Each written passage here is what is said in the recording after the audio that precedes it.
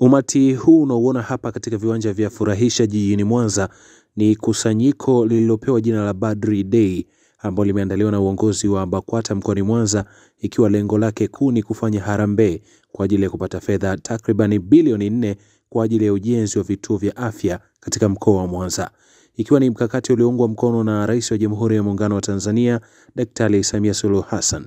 Shehe wa mkoa wa Mwanza, Shehe Kabeke, pamoja na baadhi ya waliohudhuria wamepata nafasi ya kuongea na Global TV. Mradi huu ni wa bilioni 4.5. Tumeuanza 2022. Naomba kutoa taarifa kwamba tumekuja kusanya milioni 233.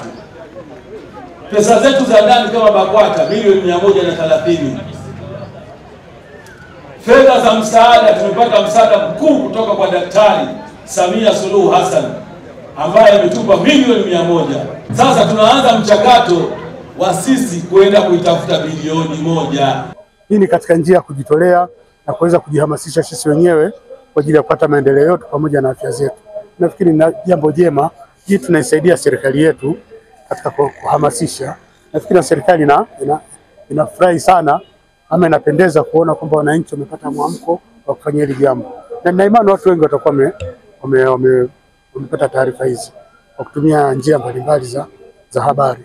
Kwa majina anaitwa Haji Salum Dumiwe, ni mjumbe wa Baraza la Mashehe wilaya ya Nyamagana. Kiimani, yani katika utaratibu wa dini, ndo hasa mwongozo wa dini yetu ya Kiislamu umesisitiza sana kuwa na mikakati kama hii, kwamba lazima muishi ala basira katika mipango sahihi ambayo ikitokea kesho kutwa tatizo mnajua mnalitatua vipi.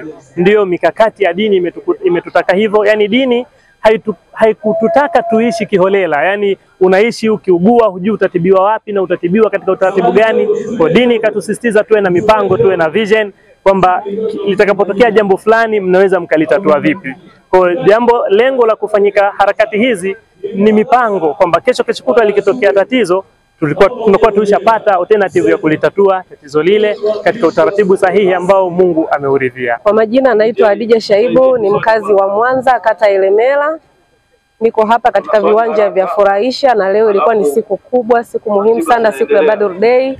Siku hii kwa sisi Waislamu ni siku ambayo iliazimishwa kwa Mtume wetu Muhammad sallallahu alaihi wasallam, ilikuwa ni vita kwa ajili ya kupambania dini ya Uislamu. Kwa sisi Waislamu hapa mkoa wa Mwanza tumeshukuru na tumefurahi hasa kuletewa taasisi za afya, hospitali ambazo zitatusaidia sisi Waislamu kama sisi wakina mama, ambapo tulikuwa tukienda kwenye hospitali zingine tunatibiwa na vijana wa kiume. Kwa hiyo wakaona waanzishe vituo vya afya kwa ajili ya kutusaidia sisi wakina mama. Kama kina mama kama sisi tutatibiwa na wanawake wenzetu, na wanaume watatibiwa na wanaume wenzao. Kwa hiyo tumejumuika hapa Waislamu kwa ajili ya kuchangia harambee hii ili tuweze kupata vituo vya afya hapa Mwanza. Ili kuwa mwanafamilia bora wa Global TV, usisahau kusubscribe, like, kushare na kucomment. Baada ya kusubscribe, bonyeza alama ya kengele ili kupata taarifa kwa kila video inayopanda Global TV Online.